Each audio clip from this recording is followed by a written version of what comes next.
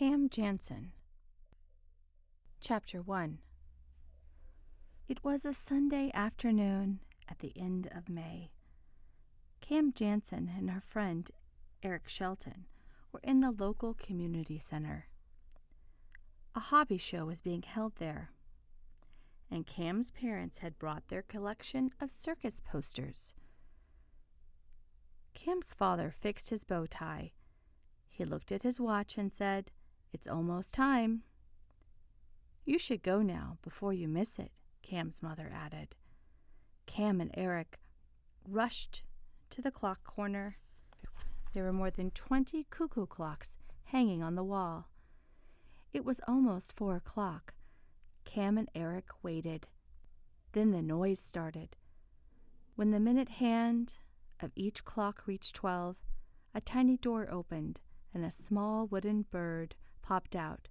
"Cuckoo, cuckoo, cuckoo, cuckoo," it chirped. All the birds seemed to be coming out of all the clocks at once. People in the large room turned to look at the clocks. Many of them looked at their watches to see if it was really 4 o'clock. After the clock doors had closed, Cam and Eric looked at some of the other exhibits.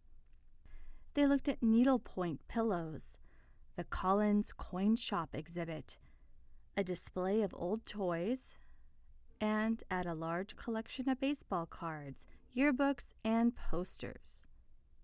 "Look here," Eric said. "There's a whole section about Babe Ruth."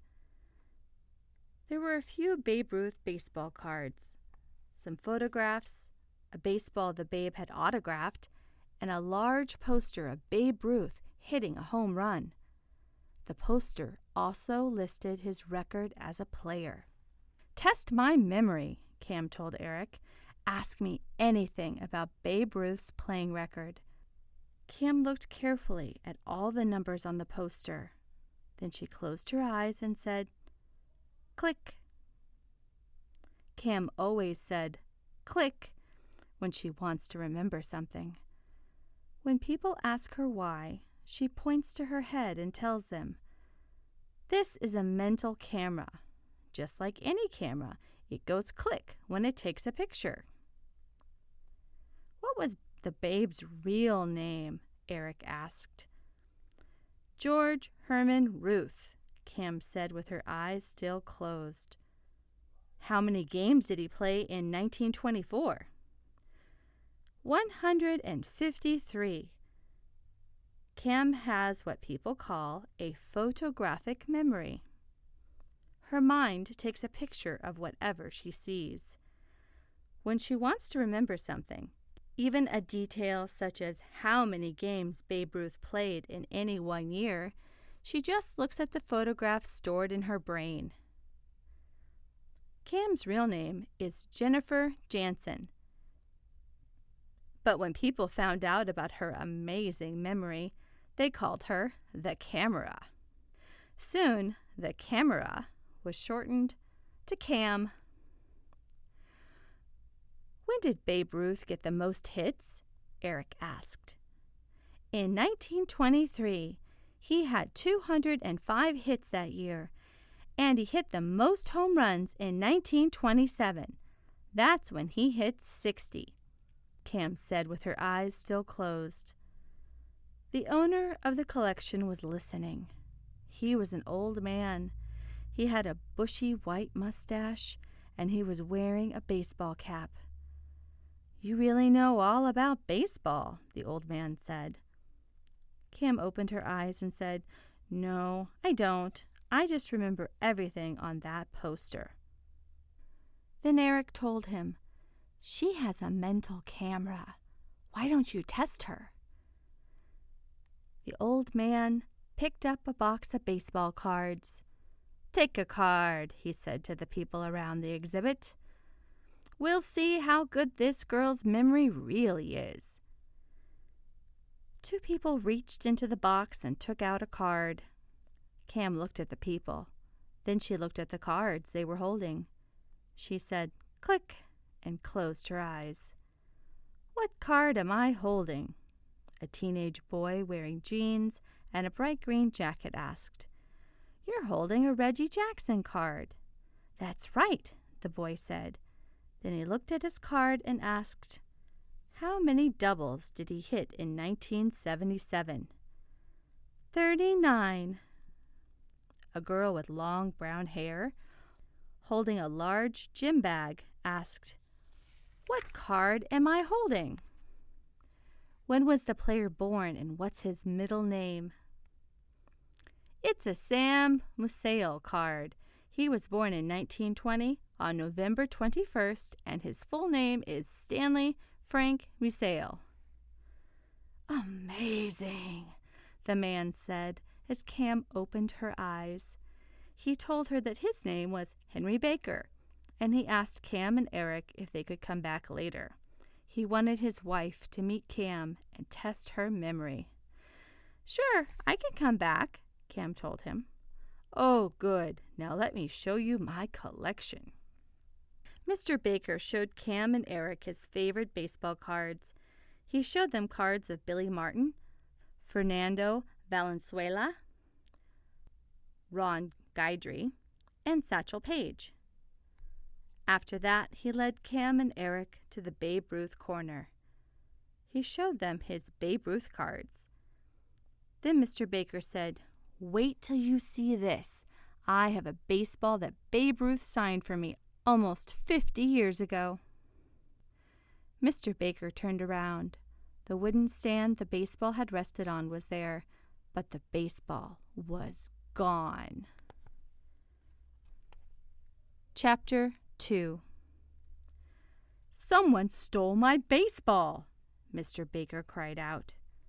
A woman nearby looked at him. She laughed and said, "Ask your mommy to get you another one." "This wasn't just any baseball. Babe Ruth signed it. He gave it to me when I was a boy. It's very valuable." Mr. Baker ran from one person to the next, asking, "Have you seen my baseball? Did you see it rolling on the floor? Did you see someone take it?" Eric looked on the floor for the ball. Cam stood on a chair to watch what Mr. Baker was doing. "He's so upset," Cam told Eric. "He's stopping everyone. Most of them think he's crazy." While Cam stood on the chair, she looked across the exhibit hall. She saw her parents with a large circus poster hanging behind them. She saw the wall of cuckoo clocks. Then she saw someone leaving the exhibit hall. It was a teenage boy wearing a bright green jacket. Cam closed her eyes and said, "Click." "Let's go," Cam shouted to Eric when she opened her eyes. "Someone's leaving the hall and he might have the baseball." Cam ran between two women trading rare postage stamps. She crawled under a few tables and almost knocked over a small boy looking at some old toys. Eric followed Cam.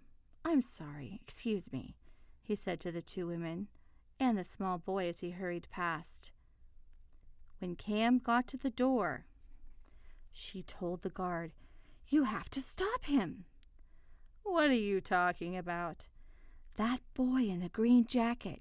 He was there when a valuable baseball was stolen. The baseball was in the exhibit, and I'm sure that boy took it. That's why he's in such a rush to get out of here." "Just because he's leaving the hall doesn't mean he's a thief," the guard said. The boy in the green jacket turned and saw Cam talking to the guard. He started to run. "Did you see that?" Eric said. "He saw us talking to you and he started to run." The boy ran around the corner of the building. He was out of sight. "We'll never catch him now," Cam said. "Yes, we will," the guard said. He ran after the boy. Cam and Eric followed him. They ran to a crowded playground on the other side of the building. Two young children were playing catch with a baseball. Others were jumping rope or playing basketball. In one corner of the playground, some parents were watching very young children playing in a large sandbox, on seesaws, or on swings. The guard ran with Cam and Eric until they got to the other end of the playground. "He's gone," Cam said. "I don't see him anywhere." They looked down the street leading from the playground. A few children were walking there. A man was pushing a baby carriage, and there were some people waiting at the bus stop, but no one was wearing a bright green jacket. "There's another way out of the playground," the guard said. He turned and started to walk toward the other exit. Then he stopped. "Is that him?" the guard asked, pointing to a boy sitting on one of the park benches. Chapter 3. The boy sitting on the bench was wearing jeans and a bright green jacket. He was sitting behind the two children who were playing catch. "Yes, that's him," Cam said. Cam, Eric, and the guard ran to the bench. The boy looked up at them. He smiled and said, "Well, look who's here. It's the girl with the amazing memory and her quiet friend." "A valuable baseball is missing from one of the exhibits," the guard told the boy. "We're looking for it." "I'm sorry, but I don't know where it is." Cam looked at the boy. There was something in one of his jacket pockets. It was round and about the size of a baseball. Cam closed her eyes and said, "Click." She looked at the picture in her mind of the boy when he was holding the Reggie Jackson baseball card. Cam opened her eyes and said, "What's that in your pocket? It wasn't there before." "Oh, this," the boy said, and reached into his pocket. "You just didn't notice it." He took out a baseball and showed it to the guard. "This can't be the missing baseball," the guard said. "It's not signed by Babe Ruth. It says Little League Slugger." The guard turned to Cam and Eric and said, "I don't know why I listened to you. Maybe there never was any Babe Ruth baseball. Now I have to get back to the exhibit hall. But first, I think you owe this boy an apology." Cam and Eric told the boy that they were sorry. The guard walked back to the exhibit hall. Cam and Eric walked to a bench on the other side of the playground and sat down. Cam and Eric lived next door to each other. They were in the same 5th grade class, and they spent a lot of time together. Eric knew that Cam wouldn't give up the search for the missing baseball so quickly. She didn't. Where did he get that ball? He didn't have it when we saw him at Mr. Baker's exhibit. "Maybe he found it," Eric said. "Maybe." Cam closed her eyes. She said, "Click." Then she added, "I'm trying to remember everything I saw at the exhibit." While Cam's eyes were closed, Eric looked around the playground. He saw a side door to the exhibit hall open. "Cam, look! Isn't that the girl we saw at Mr. Baker's exhibit?" Cam opened her eyes. She looked at the girl leaving the exhibit hall.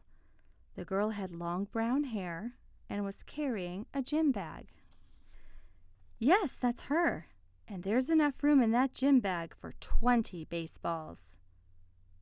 "I'll bet she left through the side door so no one would see her." The girl walked past Cam and Eric, but she didn't notice them. She walked out of the playground. At the corner, she crossed the street and walked toward the bus stop.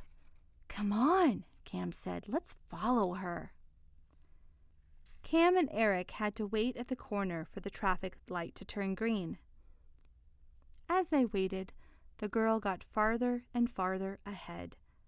When the light changed, Cam and Eric ran to get closer. The girl turned and saw them. She began running too. The girl held the gym bag with both hands as she ran. She ran past the bus stop. She turned and saw Cam and Eric behind her. She looked scared. At the corner, the girl quickly looked to see if any cars were coming. Then she ran across the street. "Let's rest," Eric said to Cam when they reached the corner. "No, we have to catch her. I'm sure she took that baseball. That's why she's running." Cam and Eric crossed the street and chased the girl. She was halfway down the block when her gym bag dropped from her hands.